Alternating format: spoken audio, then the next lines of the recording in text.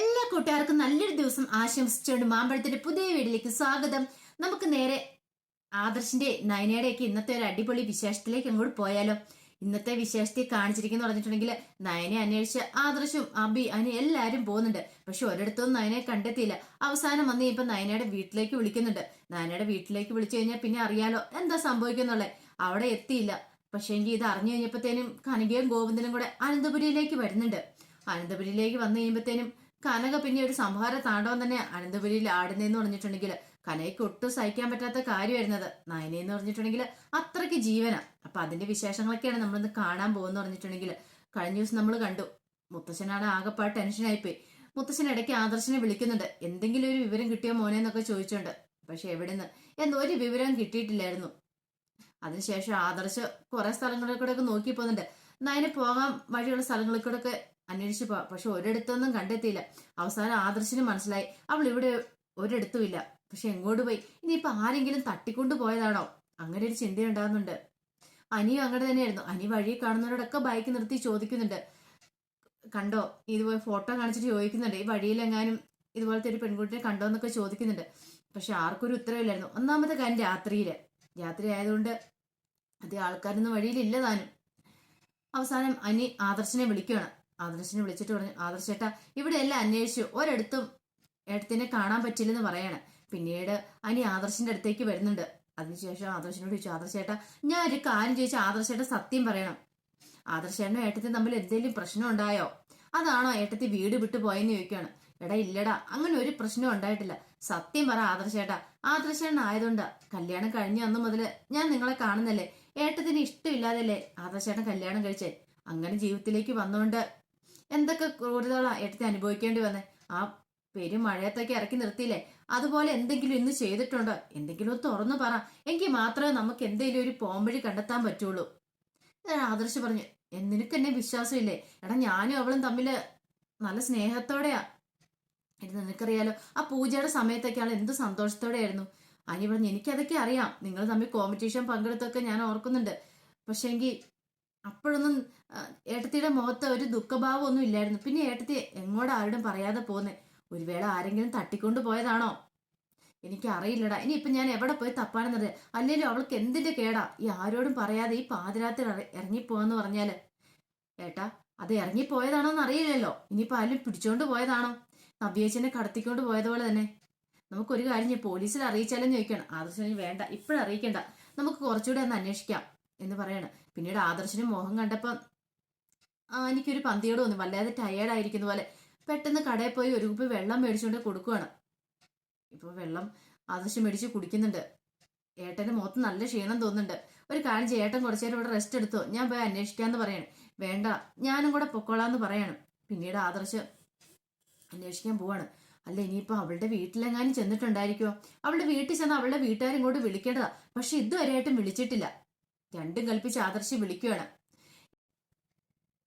പിന്നീട് ഗോവിന്ദന്റെ അടുത്തേക്ക് കനക വരുന്നുണ്ട്. കനക വന്നിട്ട് ആ കയ്യിലിരുന്ന ചെക്ക ഗോവിന്ദന്റെയിലേക്ക് കൊടുക്കുകയാണ്. ഇതെന്താ?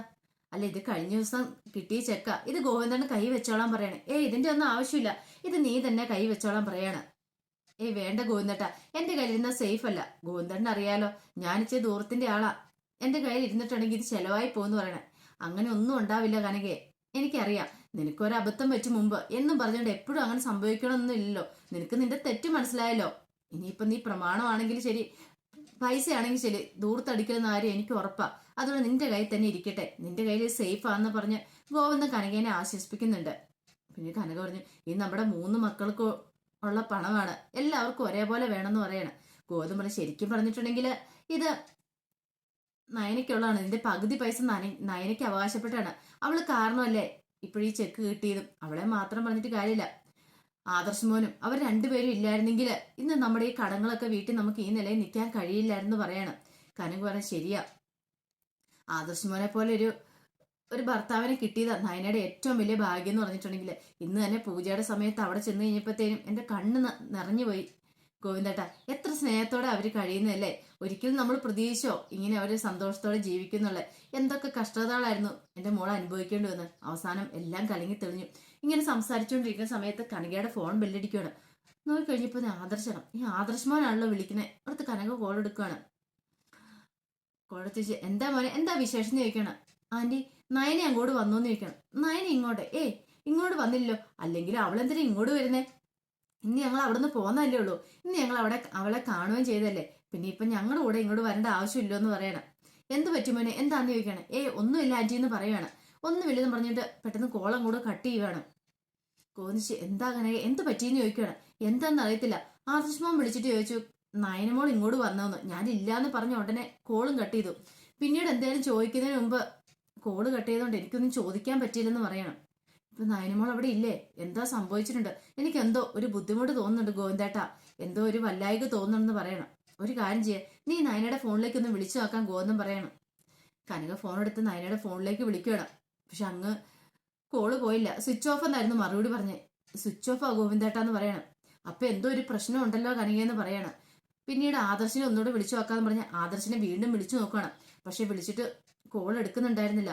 കോൾ എടുക്കുന്നില്ല എന്ന് പറയാണ്. അപ്പൊ എന്തോ ഒരു പ്രശ്നമുണ്ട്. ഇനിയിപ്പം നമ്മൾ ആരോട് ചോദിച്ചാലും നമുക്ക് അറിയാൻ പറ്റുന്നതെന്ന് ചോദിക്കുകയാണ്.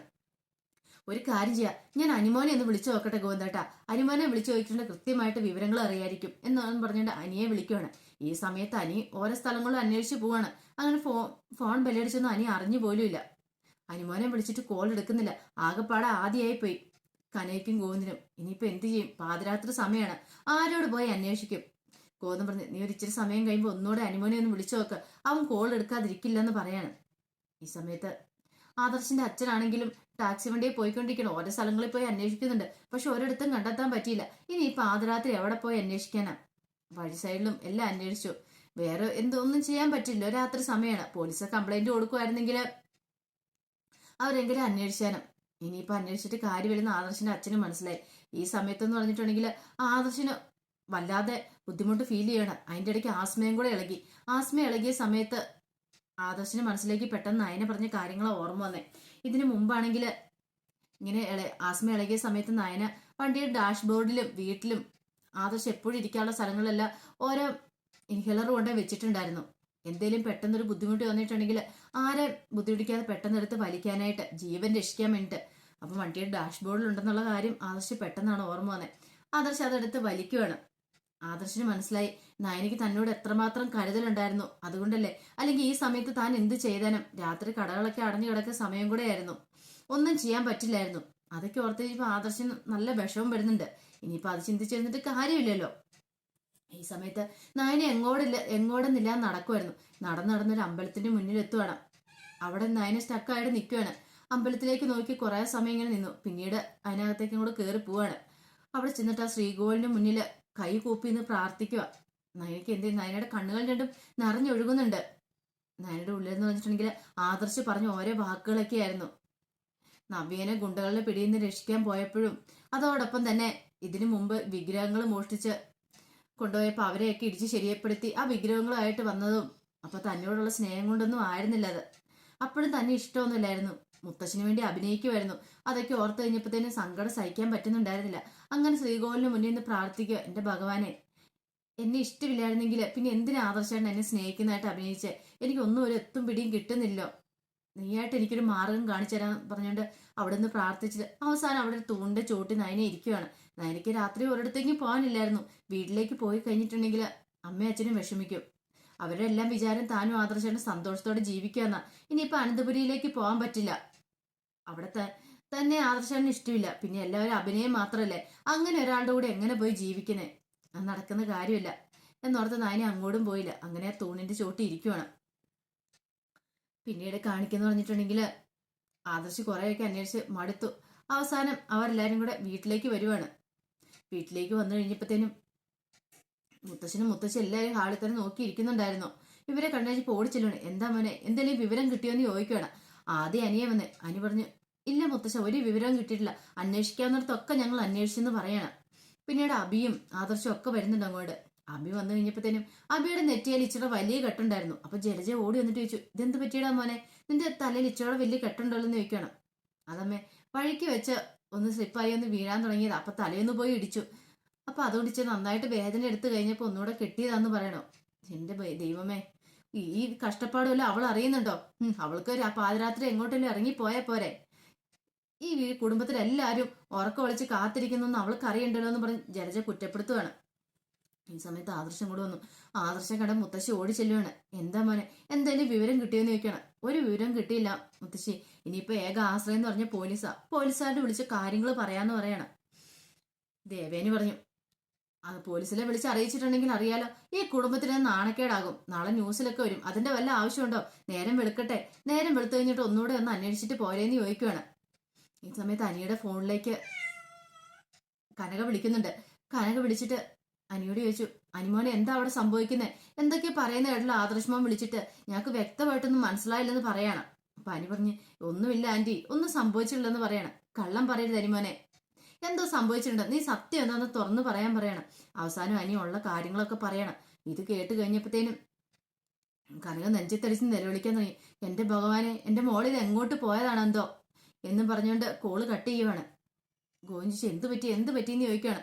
ഗോവിന്ദാണ് കാര്യങ്ങളൊക്കെ പറയാം. ഗോവിന്ദേട്ടാ, നമ്മളിങ്ങനെ ഇവിടെ ഇരുന്നിട്ട് കാര്യമില്ല. നയനെ എവിടെയെന്ന് നമുക്ക് അന്വേഷിച്ച് കണ്ടുപിടിക്കണം എന്ന് പറയാം. ഗോവിന്ദ് പറഞ്ഞു, ഇനി അവളുടെ വല്ല ഫ്രണ്ട്സിന്റെ അടുത്ത് പോയി കാണുമോ? പെട്ടെന്ന് കനകയ്ക്ക് അറിയാവുന്ന നയനയുടെ ഫ്രണ്ടിന്റെ അടുത്തേക്ക് വിളിക്കുവാണ്. കോളേജ് വിളിച്ചു കഴിഞ്ഞപ്പോഴത്തേനും കോളത്തിൽ അവർ പറഞ്ഞ് ഇങ്ങോട്ടും വന്നില്ല. അല്ലെങ്കിലും കല്യാണത്തിന് ശേഷം അധികം ഞങ്ങൾ തമ്മിൽ കാണാറും സംസാരിക്കാറൊന്നും ഇല്ലെന്ന് പറയണം. ആ പ്രതീക്ഷയും പോയി. അപ്പൊ ഇനി എവിടെ ചെന്ന് അന്വേഷിക്കും? അങ്ങനെ ഒരു ചിന്തയുണ്ടാവുന്നുണ്ട്. ഗോവിന്ദനോട് പറഞ്ഞു, ഇനി നമ്മൾ ഇവിടെ നിന്നിട്ട് കാര്യമില്ല, നമുക്ക് പെട്ടെന്ന് പോണമെന്ന് പറയണം.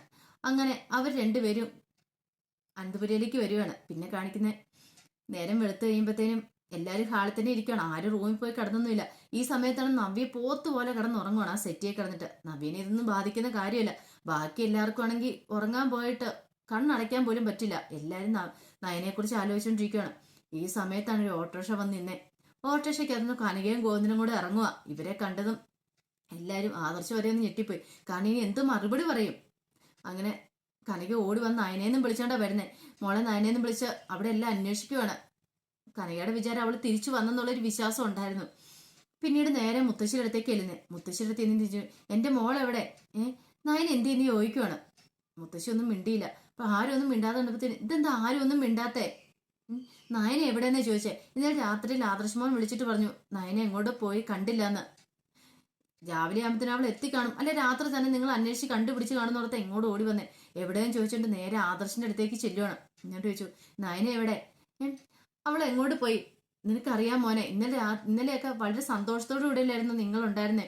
പിന്നെ അവൾക്ക് എന്ത് പറ്റിയെന്ന് ചോദിക്കുവാണ്. ഇതിന് എന്ത് മറുപടി പറയാനെന്ന് അറിയത്തില്ല. ആദർശ് ഇങ്ങനെ നിൽക്കുവാണ്. അങ്ങനെ നിൽക്കുമ്പോഴത്തേനുമാണ് കനക പെട്ടെന്ന് നവ്യ അവിടെ കിടന്ന് ഉറങ്ങുന്ന കണ്ടേ. ഓടി നവ്യയുടെ അടുത്തേക്കും കൂടി ചെല്ലുവാണ്. എന്നിട്ട് അവൾ നവ്യനെ കുലുക്കി വിളിക്കുക. നവ്യ ഉറക്കത്തിൽ നിന്ന് പതുക്കെ എഴുന്നേറ്റു. എന്നിട്ട് ചോദിച്ചു, നയനെ എവിടെയെന്ന് ചോദിക്കുവാണ്. എനിക്ക് അറിയത്തില്ല അമ്മേന്ന്. നിനക്ക് അറിയത്തില്ലേ? എന്നിട്ട് നീ എന്ത് പോത്ത് പോലെ കിടന്ന് ഉറങ്ങുന്നുണ്ടല്ലോ അവിടെ. നിനക്ക് എങ്ങനെ കഴിയുന്നു നവ്യ ഇങ്ങനെ ഉറങ്ങാനായിട്ട്? അല്ല, നിന്റെ സ്വന്തം ചോര തന്നെയല്ലേ കാണാതെ പോയേക്കുന്നേ? എന്നിട്ട് അവളെ കാണാതെ പോയിട്ടും നിനക്ക് ഒരു കുലുക്കമല്ല, നീ എങ്ങനെ കിടന്ന് ഉറങ്ങും ചോദിച്ചോണ്ട് ദേഷ്യം വന്നിട്ട് കനക എന്ത് ചെയ്യണം, അവളെ പിടിച്ച് കുലുക്കുവാണ്. ഇത് കേട്ടപ്പോൾ നവ്യ പറഞ്ഞു, അമ്മ എനിക്ക് അറിയില്ല, ഞങ്ങളോട് ആരോടും ഒന്നും പറയാതെ പോയേക്കുന്നത്, ഇവിടെ ഒരു പ്രശ്നവും ഉണ്ടായിട്ടില്ലെന്ന് പറയാണ്. ഇത് കേട്ട് കഴിഞ്ഞപ്പോഴത്തേനും കനകയ്ക്ക് ഒന്നുകൂടെ ദേഷ്യം വന്നു. കനക നേരെ ദേവേന്റെ അടുത്തേക്ക് അങ്ങോട്ട് ചെല്ലുവാണ്. ദേവേന്റെ അടുത്തേക്ക് ചെന്നപ്പം ദേവേന് ഇനി എന്ത് മറുപടി പറയണമെന്ന് അറിയത്തില്ലാതെ ഇങ്ങനെ നിൽക്കുവാണ്. അതിന്റെ വിശേഷങ്ങളൊക്കെ നമ്മളിത് കണ്ടേന്ന് പറഞ്ഞിട്ടുണ്ടെങ്കിൽ ഇതിന്റെ ബാക്കി വിശേഷങ്ങളുമായിട്ട് വൈകുന്നേരത്തെ പ്രൊമോയും ഞാൻ വരാട്ടോ. ഒരിക്കൽ കൂടി എല്ലാവർക്കും നല്ലൊരു ദിവസം ആശംസിച്ചാണ് നിർത്തുന്നു. നന്ദി.